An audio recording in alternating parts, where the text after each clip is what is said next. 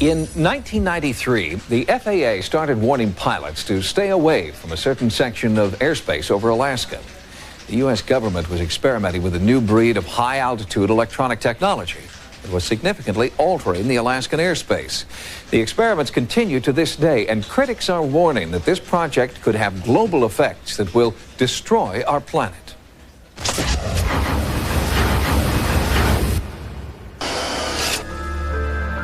In Alaska, the rugged, pristine wilderness is timeless, most of it remaining just as it has for thousands of years. In the midst of all this natural beauty, just outside the small town of Gakona, stands an enormous and seemingly harmless antenna farm. It is a $100 million Air Force project known as Haarp, and critics of the soon-to-be completed facility charge it just may turn out to be the ultimate doomsday machine. It's got all the marks of Dr. Strangelove on it. Haarp is an acronym for High Frequency Active Auroral Research Program. According to program manager John Hesher, Haarp is a research facility designed to study the ionosphere. All the military have communications, surveillance, navigation systems whose paths either traverse the ionosphere or reflect from it. And so we need to be very careful about what we know about it and how we study it. What we're interested in is what is the effect of a large input of energy on the ionosphere. The ionosphere is the outermost layer of the Earth's atmosphere. It is part of an electromagnetic field that keeps out harmful solar and cosmic radiation. One visible effect of the sun's rays hitting the ionosphere is the aurora borealis, known as the northern lights. The ionosphere also plays a vital role in worldwide radio communication.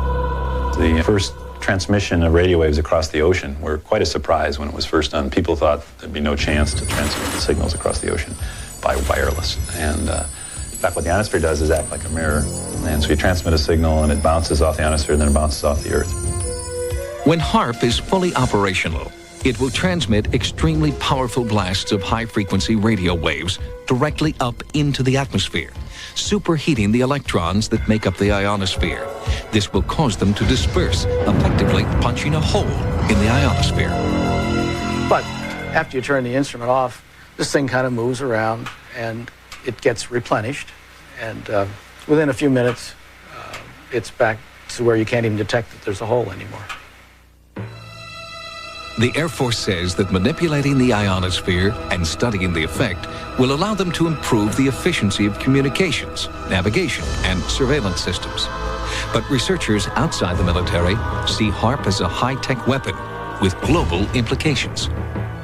The way I see Haarp as it is right now, it is a premier, top-notch, high-energy radio physics experiment, and it has definite military applications.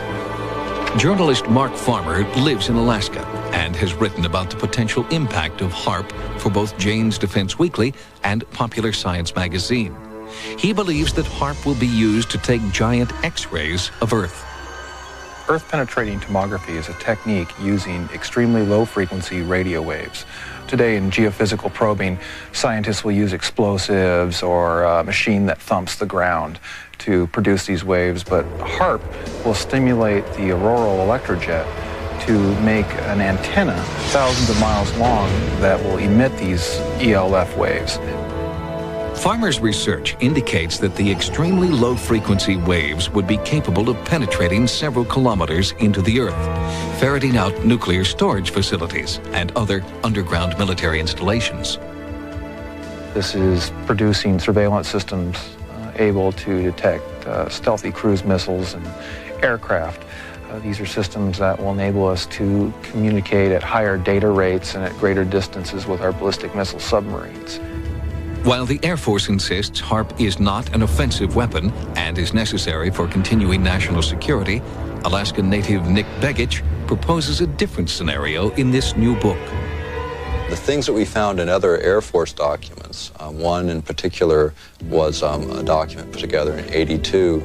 The document was called Low Intensity Conflict in Modern Technology, with a foreword by none other than Newt Gingrich. In one section spoke about using radio frequency radiation transmitters for disrupting human thinking, for basically debilitating troops invisibly by being able to bombard them with radio frequency that was tuned to just the right frequency, in just the right waveform, so as to totally disrupt their mental process and basically debilitate those troops. Because of Haarp's potential to disrupt the Earth's magnetic field, many observers are concerned that it will damage the biomagnetic sensors that migratory animals like salmon and birds depend upon. Anything that Haarp can do to the magnetic field is orders of magnitude smaller than the natural variations of the Earth's field. So I would have to say, no, there's nothing we can do to affect the salmon. But what generates the most concern by far is Haarp's ability to tamper with and punch holes in the ionosphere. The thing that one of the Air Force documents points out is that they want to use this heater to create enough energy in the ionosphere to get a runaway effect up to the next stabilizing level, whatever that might be. It's precisely whatever that might be that worries Dr. Patrick Flanagan, a physicist who believes the ionosphere is extremely fragile. The ionosphere is a chaotic system that is on the edge of instability. So the trigger point for Haarp would be that energy and that frequency which throws the ionosphere into chaos. In other words, it would be that point which throws it over the edge. For example, it is believed that a hole in the Earth's ozone layer has caused an increase in infrared radiation, contributing to the melting of the polar ice caps and forcing New Zealand children to wear protective clothing to school. Flanagan and others believe the potential danger from a hole in the ionosphere is much greater. It could create a change in the ionospheric shield that protects us from cosmic radiation.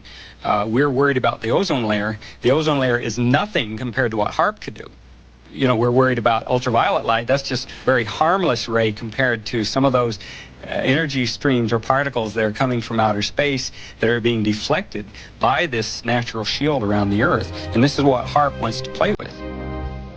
Critics worry that Haarp has been placed in the hands of too few, and that international debate is necessary to fully explore all the potential dangers that this project may soon unleash, a proposal in which the Air Force has shown little interest to date. Once we open this box, and it is a veritable Pandora's box, we're not going to be able to close it. And of course, once you acquire a technology, you want bigger and better aspects of it. And then we come into the questions of whether or not, if we go big, if we go better, if we're going to cause damage to our planet. Proponents of Haarp insist the danger has been grossly exaggerated. The project continues to move forward as scheduled and will be fully operational by 1997. Next, they started an